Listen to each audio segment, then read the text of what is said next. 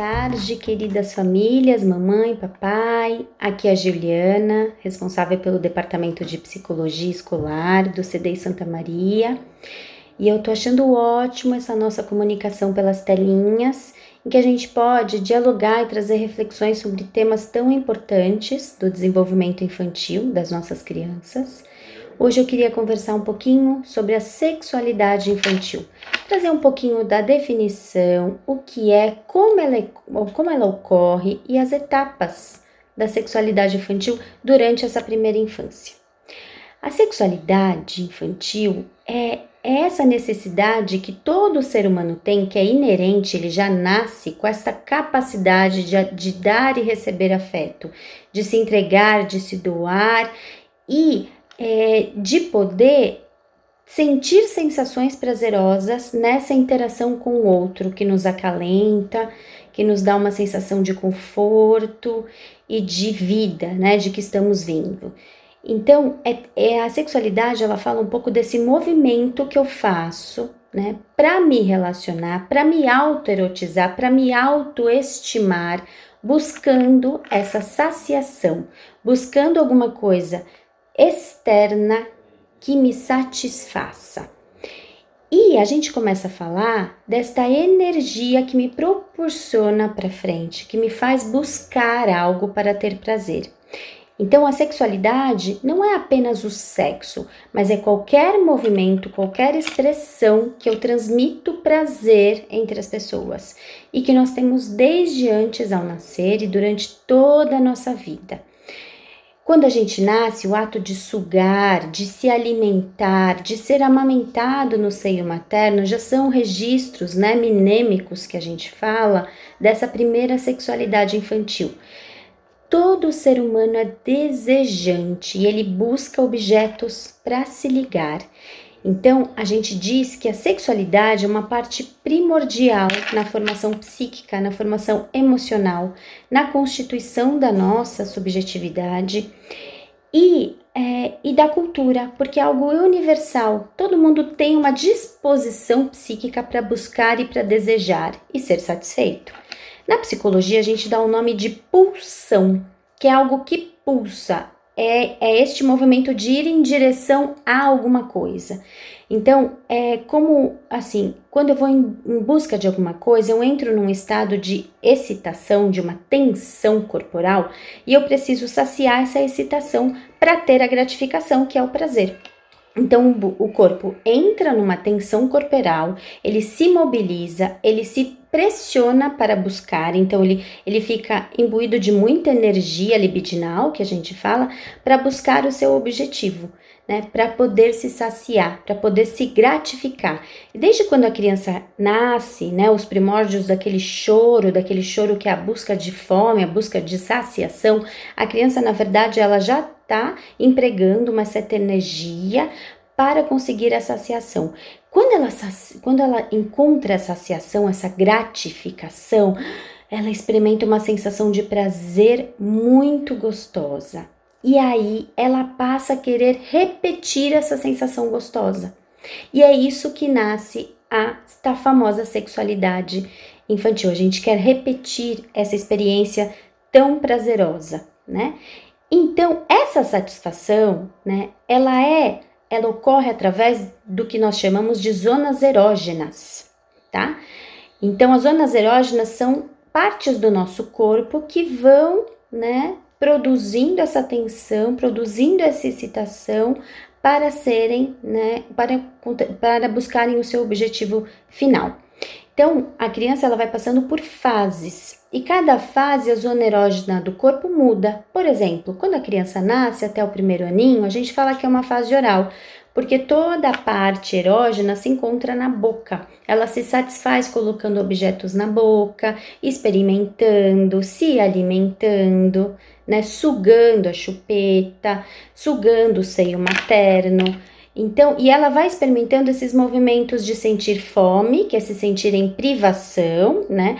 A frustração por não ter um alimento rápido, a tensão e ao mesmo tempo a gratificação, que é o alimento ou um objeto que ela goste bastante. Numa segunda fase, já se concentra numa fase anal, que a gente fala que é de 1 ano e meio a 2 anos e meio, 3 anos, que é a famosa fase anal, em que todo o controle se concentra no ânus, né? E no esfíncter, que é essa fase que a criança passa pelo desfraude, pela retenção e descarga das fezes. Então a gente fala que a organização da libido está toda concentrada nessas regiões anais, né, que ela fica muito feliz de conseguir controlar e expulsar as fezes. Ela sente prazer em entender que ela já tem aí uma onipotência, um poder sobre algo. E a gente sabe que os orifícios do nosso corpo, a boca, o ânus, né, eles são zonas de prazer. Então, dão uma sensação de gratificação para a criança. É autoerótico, né? E então, a gente pode começar a falar assim, até os 3 anos, a busca por saciação é numa relação dual, que a gente fala, é a criança com algum objeto externo em que ela busca essa saciação. A partir dos 3 anos, a gente começa a falar que a ênfase agora não é numa relação só dual, não é numa busca por saciar através de um objeto, mas a criança já começa a querer umas relações mais triangulares, porque ela já está preparada para entender que existe um outro na vida dela, um outro que tanto a incomoda, mas tanto a satisfaz, que também brinca, que também se relaciona. Essa fase a gente dá o nome de fase fálica, né? Que o objetivo também começa a ser encontrar um objeto de amor, né? Um objeto de parceria, começa a ser a gente querer que o outro também se estime pela gente. É nessa fase que começa a se organizar um pouco melhor a autoestima da criança, que ela passa a se estimar e estimar o outro. É a fase que a gente começa a construir a empatia. E essa fase fálica, né, é algo que vai organizando a criança, né, sexualmente e que ela leva até a puberdade. Então, ela cria, por isso que essa fase é uma fase tão interessante, que é a fase das descobertas das genitálias. Uma vez que a criança já está desfraldada, sem as fraldas, isso também já gera uma sensação de curiosidade, porque ela não tem mais a fralda que atrapalhe a própria curiosidade sobre o seu corpo, então ela começa a se tocar mais, ela também começa a desejar ver os genitais dos amiguinhos, mostrar os seus genitais. A gente fala que é uma fase de exibicionismo, que é o desejo também de ser olhado, que é uma brincadeira de ter e não ter, né, de esconder e ser descoberto, de tampar e não tampar. Então é uma fase que a criança entra na psicologia, a gente chama do tal complexo de Édipo, né? Que ela começa a brincar quais são os papéis dela, qual é o papel da mamãe e do papai, qual é o papel do outro na vida dela. E é uma fase tão importante, né? Além disso, entra a famosa fase da masturbação, que vocês pais tanto temem, mas que a gente tem que olhar com um olhar assim, bem importante para esta fase, porque é uma fase que a criança consegue perceber o quanto ela consegue se autossatisfazer. Ela não precisa mais viver uma tensão e buscar essa saciação fora. Ela mesma pode proporcionar a ela uma autossatisfação. E aí ela vai querendo repetir. Às vezes, esses toques nas genitálias, às vezes é só uma descarga de tensão, porque a criança nessa fase começa a entrar em muitos conflitos com os amiguinhos, na sala de aula, disputas, e às vezes ela se toca como uma descarga elétrica, né? Como se fosse para ela se reorganizar. Mas também é uma manifestação do poder criador que a gente diz, que leva a criança a ter uma criatividade, uma espontaneidade, um lugar de ser artista, de ser potente, daquele que se envolve. É um salto muito importante na educação infantil, porque é a fase que ela se prepara para aquietar o corpo e começar a amadurecer a mente, que vai aprender, que vai se encantar com o conhecimento, que vai ficar feliz de conhecer o mundo, que vai ficar feliz de pensar. Então a gente fala que a masturbação, ela é um passo extremamente importante, porque dá para a criança o poder que ela tem de buscar, de ser própria criadora da satisfação. Então a gente fala assim, que começa lá quando a gente nasce com o seio, né? Depois passa para chupar, chupeta, depois passa para o alimento, depois passa para a boneca, para o ursinho, depois passa pelos brinquedos, pelos carrinhos, depois ela faz o controle do esfíncter, depois ela começa a se autoerotizar e depois passa para os livros, né? Passa para essa ideia, essa vontade de conhecer e desbravar o mundo, até a faculdade, até o trabalho. Então, a sexualidade, ela diz dessa nossa, do quanto a gente emprega, né, no mundo, esse nosso desejo de conhecer, de desbravar o mundo.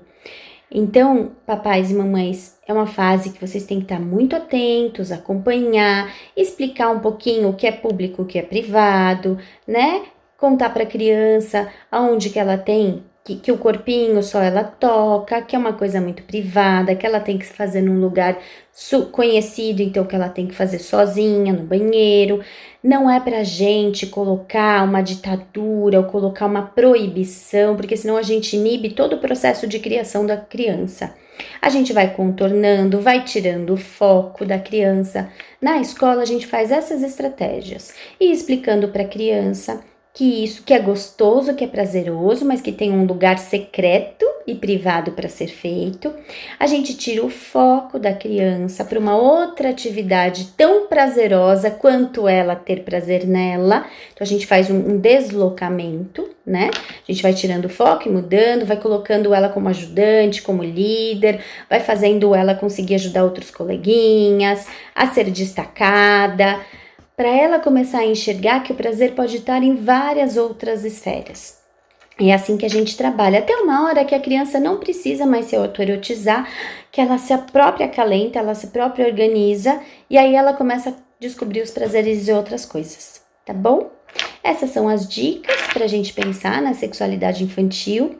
É um tema muito gostoso de a gente poder dialogar, né? Esse ano a gente vai preparar uma roda para conversar um pouquinho mais sobre esse tema, tá bom? Espero que vocês tenham gostado. Um beijo, fiquem com Deus e até mais.